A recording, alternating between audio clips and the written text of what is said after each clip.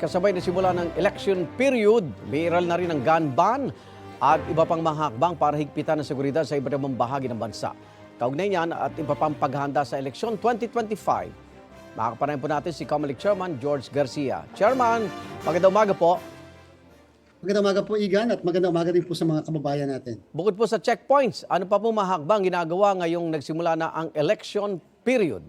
Siyempre po, Igan, maliban po dyan, patuloy kaming tumatanggap ng mga application para sa exemption dyan sa gun ban. And at the same time, atin din po ipinapatupad yung ban sa pag-appoint, pagpopromote, pagsususpend, pagtatransfer sa pamahalaan ng walang exemption mula sa Commission on Elections. Pero dapat po maunawaan ng mga kababayan natin, hindi po kasama ang opisina ng Ombudsman sa prohibition na ito and therefore hindi kinakailangan kumuha ng Ombudsman ng exemption mula sa Commission on Elections. Sa ngayon po, ilan po ang masabi nating na-aresto na dahil sa paglabag sa gun ban? Hindi daw nila alam.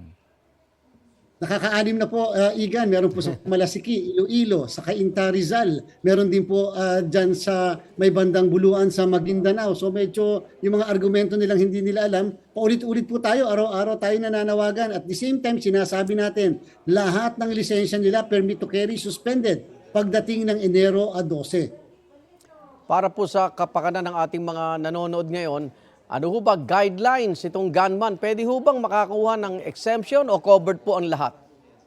Dapat po absolutely ay covered ang lahat. Subalit yung mismo pong batas natin at yung resolution ng COMELEC nagpo-provide po ng certain exemptions. For example, yung ating po mga miyembro po ng Supreme Court, yung po mga judges, yung prosecutors, PAW, mga secretaries o kalihim ng mga ahensya ng pamahalaan, USEC, ASEC. At meron din po tayong mga ilang individual na binibigyan ng exemption, lalo na po yung mataas ang threat sa kanilang buhay dahil sa kanilang pagiging negosyante o kaya naman dahil sa pine-perform nilang trabaho. Opo.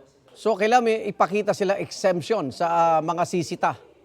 Tama po, Igan. So yung iba pong mga naaresto, simula po kahapon, nagpapakita ng lisensya, nagpapakita ng permit to carry, wala naman po exemption mula sa COMELEC. So just the same, aarestuhin pa rin sila at kukumpiskahin pa rin po yung kanilang mga dala ng mga armas. Sa checkpoint ho, visual lang po, ano? Hindi pwedeng buksan ng trunk o palabasin ng ating mga motorista, Chairman?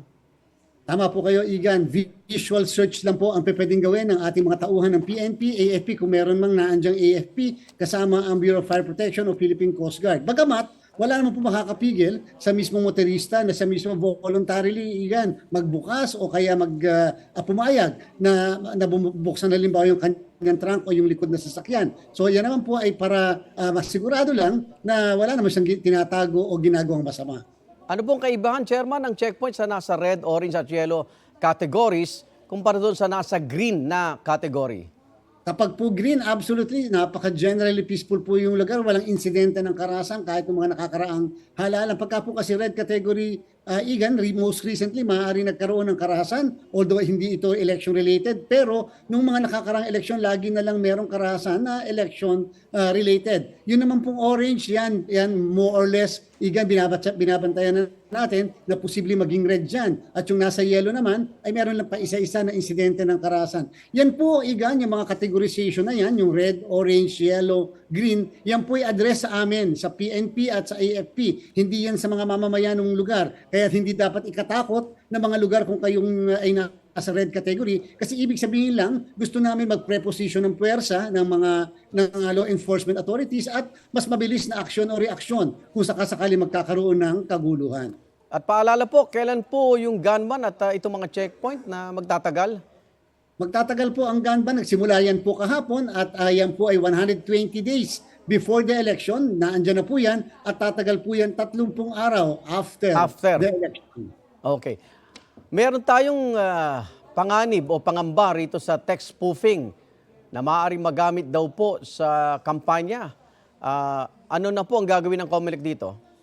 Tayo po yung nakikipag-ugnayan na, Igan, sa National Telecommunication Commission. In fact, makikipagdagdaan kami ng kasunduan sapagkat siyempre napakalimitado po ang pwedeng kakayanan ng Commission on Elections. Kakailangan natin ng ibang ahensya ng pamahalaan sapagkat talagang dapat labanan natin to yung mga text blasting na yan sapagkat pwedeng palabasin ng isang kandidato nagpapadala ng isang text message kahit hindi naman talaga siya. As of now, nasa anong porsyento na po tayo ng kahandaan, Chairman?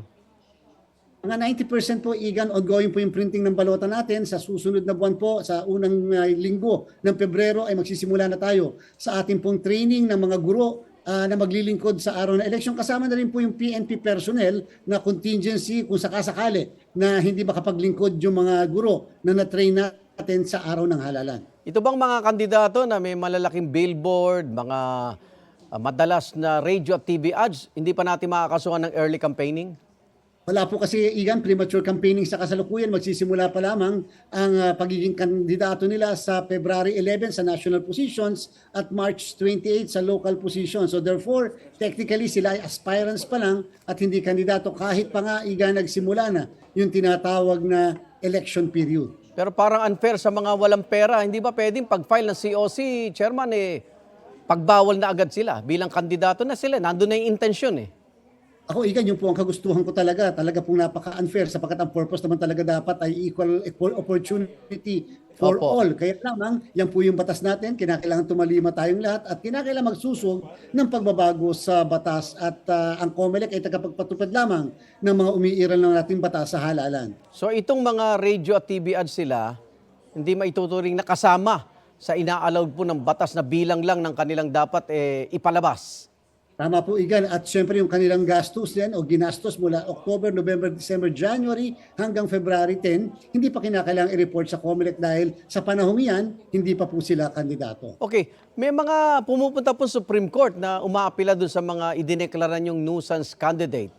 Anong reaksyon dito, Chairman? Nahintayin niyo na lang ba na patawag ng Supreme Court yung ating mga kinatawan sa commission?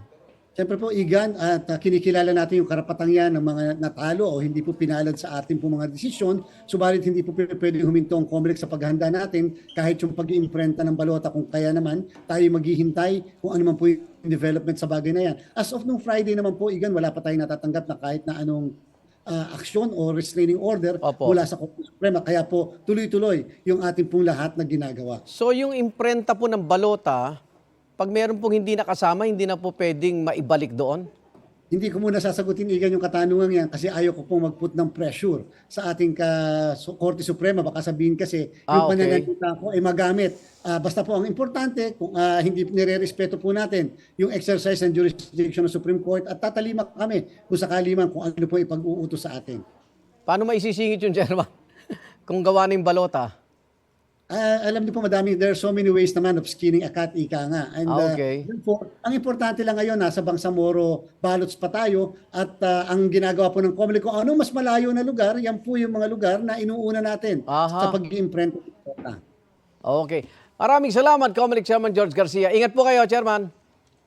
Maraming salamat po, Igan. Mabuhay po. Igan, mauna ka sa mga balita, mag-subscribe na sa GMA Integrated News sa YouTube para sa iba't ibang ulat sa ating bansa.